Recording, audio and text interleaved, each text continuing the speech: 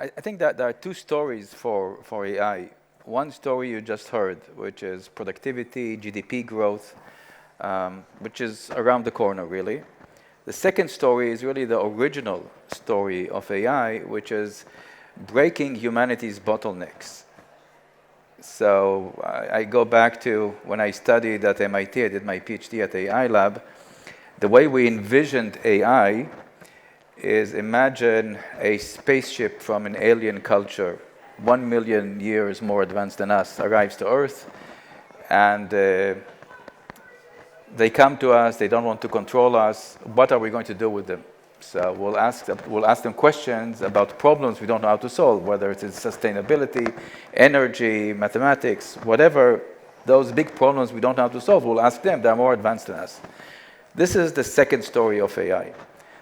Expertise is a bottleneck of humanity. People that can solve really difficult problems. Imagine Newton, imagine Einstein, imagine. Those people are scarce. And those people are really responsible for taking humanity's envelope and pushing it forward, and this resource is very, very scarce. So imagine we had AI that can solve problems at the level of an expert in every domain. Now, once we have one computer that can do that, then we'll have millions of computers that can do that. All of a sudden, a bottleneck of humanity disappears. So this is why it's so important to ask this question.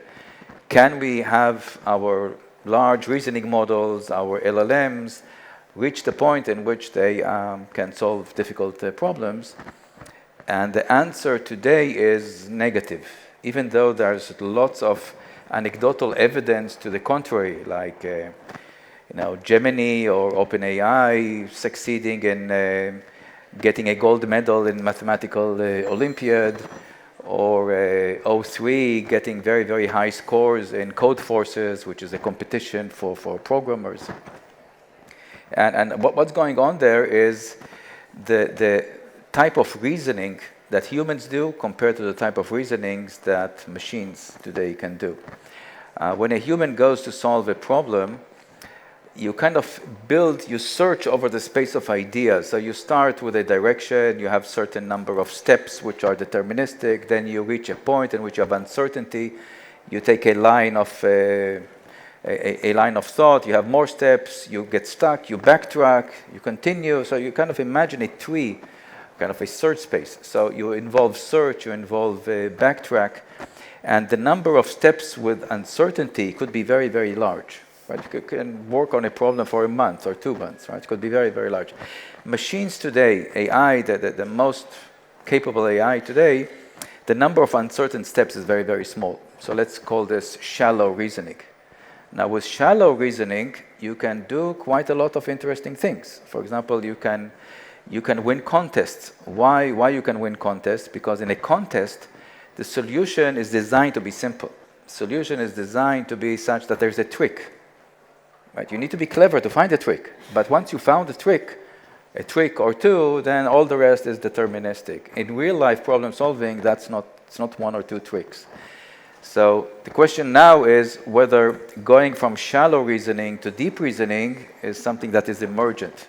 We simply need to wait and we'll get there. Many scientists, including myself, believe that this is not the case, that we need another innovation jump in order to go from shallow reasoning to deep reasoning. Once we can get to deep reasoning, we can start asking the question, can we solve problems at the level of an expert? And what benefit, when you're talking about deep reasoning, I guess you're talking about the kind AI being able to make the kind of discoveries that are really, that will really change science and essentially the future of humanity. As you said, you're in that camp that believes there's no evidence that LLMs and AI in general can do that yet, and there's no evidence that it will just get there on its own. So how do we get there? What steps do we need to take for AI to be able to carry out deep reasoning? Well, there are two challenges. One challenge is how do you embed search and backtracking into your training procedures to train large language models. That's a technical challenge. Right? The second challenge is scarcity of data. So there are problems in certain domains that require expertise in which you don't have much data. I'll give you an example. Let's think about optimization, and let's think about code optimization. So you write a program in Python, and now you want to optimize it to run on a GPU, say A100 of NVIDIA.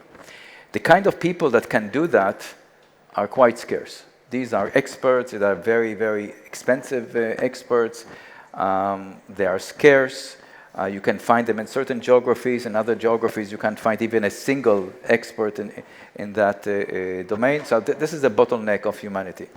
So now you ask yourself, well, is there data to try to train an LLM? Data meaning here's a Python program and here's the optimized CUDA code. It turns out that the number of libraries where you have a problem, input, output, is quite small. It could be 1,000, 2,000, right? So, and we know that machine learning requires lots and lots of data, right? So how do you get above this data scarcity problem? So this is another challenge. And these challenges are not simply emergent from the current technology. So now I'm not here to say we solved it. I think we did, but I need to prove it first. But I'm not here to say we solved it. I'm saying that this is a challenge for the machine learning community to find the innovation steps to go from the current AI technology, which is focused on productivity, on GDP growth, to the next story of AI, which is being able to solve problems at the level of an expert. And if you were to put a rough time frame on it, I'm taking it that you're an optimist and you think it can happen one day. How many years are you talking about before you think you'll be able to say, yes, AI is now doing deep reasoning? Look, actually, nobody knows. But the progress of AI is so rapid. It wouldn't surprise me if it's a matter of months. But it also would not surprise me if it will be a matter of years, because you're talking about something new that requires an innovation step. But the progress is so rapid that nothing would surprise me. That's actually quite interesting. It wouldn't surprise you if it's months. It wouldn't surprise you if it's years. If it's many years. One of the things about you is that you're someone who's well versed with both physical AI. You're CEO of Mobileye, which designs systems for autonomous vehicles. You founded Menti Robotics, which builds humanoids or human-like robots. But you're obviously well versed with digital AI as well. What have you learned about the difference between those two, and how is that helping you, resolve this question or solve this question of getting AI to think like a scientist and to reason deeply? Well, there are these two domains: digital AI and embodied AI embodied in a platform that interacts with the real world. And I would say that there are three examples of embodied AI or physical AI. One is cars, right? You need to have very, very significant powers of AI in order to drive a car autonomously. Second would be humanoid robotics. You would like a robot that can move in general environments, can think, can perform tasks, can imitate the tasks, can understand verbally what the task to be done, can understand visually what is the task that needs to be done. There's a great potential for something like this, as we know. And they share same technology. They both work on visual language models to go from perception to action. They both have very strong perception engines, action engines, control engines. They need to be safe. If you have a robot walking amongst us, we need guarantees of safety. The same thing with cars. So there's a lot of commonality. And the third element of embodied AI is aircrafts. Maybe at some point in the future, aircrafts would not need pilots at all. So autonomous planes. Autonomous planes. So those are the three areas. I'm not involved in aircrafts, but humanoid robotics and autonomous cars is really my favorite area, both through Mobileye and through Menti. And by the way, Mobileye acquired Menti a few weeks ago.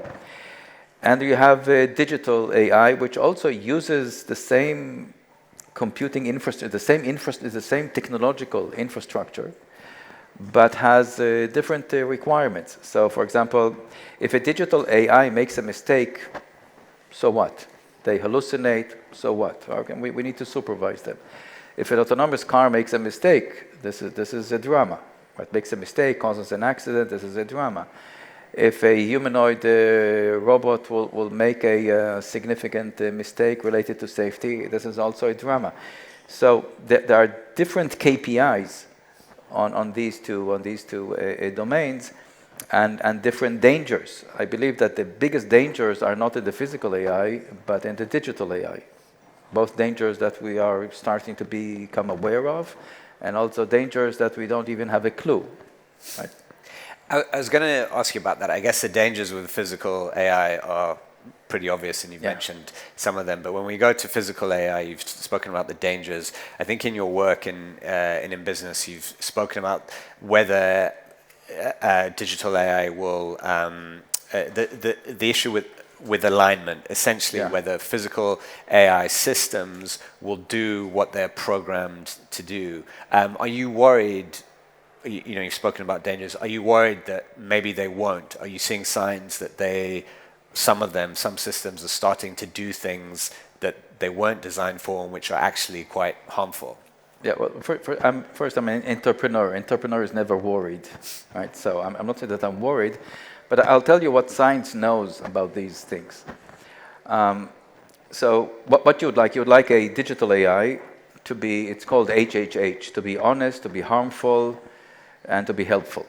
So think of the Asimov three rules in science fiction.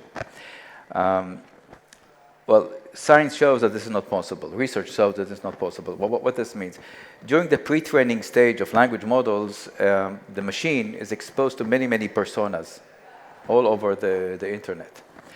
During a post-training, it's called also alignment, you try to reduce the prior probability of the unwanted personas. Say someone who's a liar, someone who's, now research shows, and this is the paper that we published 2 years ago at ICML, but others published similar papers as well, shows that whatever you did in post-training, even if you diminish the prior probability of a non-wanted persona to infinitesimal magnitude, there is always an adversarial prompt that will elicit that persona, and there's no way around it.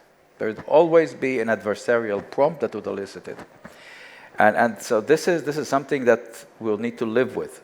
It's not something that can be solved, and we see in practice, since the introduction of ChatGPT or GPT-3 in 2022 till today, right? There's this alignment issue, and it's not getting better. Actually, it's getting worse, right?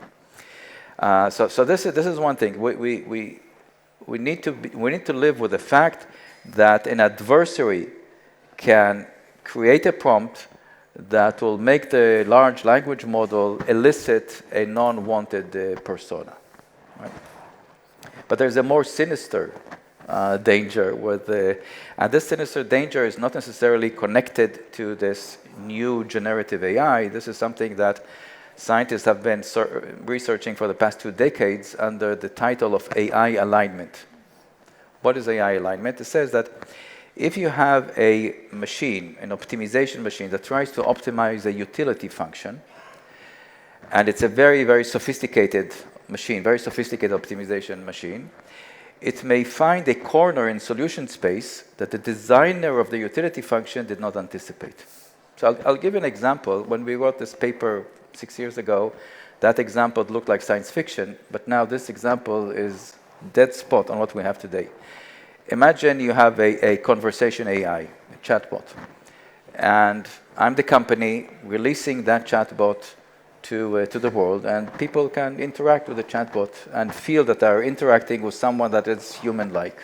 Right? So it's what we have today, right? Mm-hmm. Now imagine that I am the company, I want to improve my chatbot, so I'm designing a utility function that I want to optimize. And let's say that I'm altruistic.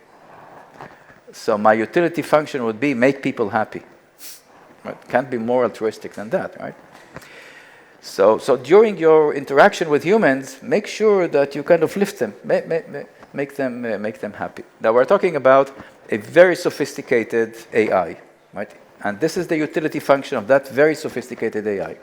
That very sophisticated AI could at some point come to the conclusion that if you lower people IQ, they become more happy, right? Less worries, you become more happy. Now, humanity will find this out maybe 2 decades later when you have a new generation of people, of dumb people, right? So this is what is called a sinister danger. That's something that you did not anticipate. It's not that there is an adversary that is creating a prompt that wants to. It's the AI itself optimizing a utility function and finding a corner in solution space. Turns out that this is also unavoidable. You cannot solve this problem. And 2 decades of research talk about that. Again, so what are we going to do with this? We have to live with it. And you say for now, though, it's getting worse. Is that presumably because the systems are getting more and more powerful and can sort of absorb more data and all that? And so for now, so the dangers are when AI is interacting in the real world.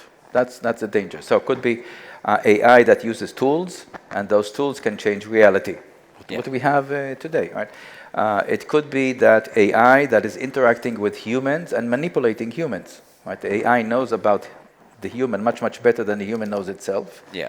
And it could start manipulating humans either by design or through this AI alignment problem.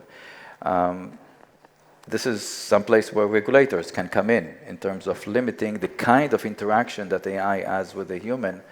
And I think it will not end well for humanity if people get used to interacting with AI for social purposes. Because then, it's much easier to interact with a machine that is always in your camp, is always lifting your spirit and so forth, than interacting with a real human that has agendas and, not on my camp. So it could create a generation of people that are asocial eventually. And this is another danger that maybe governments could try to prevent. And we're running out of time, so I'll just ask one more question. But to go back to the original one, do you think deep reasoning or AI systems learning and thinking like scientists is part of the solution, that would help resolve these alignment issues and these sinister dangers? Yeah, definitely.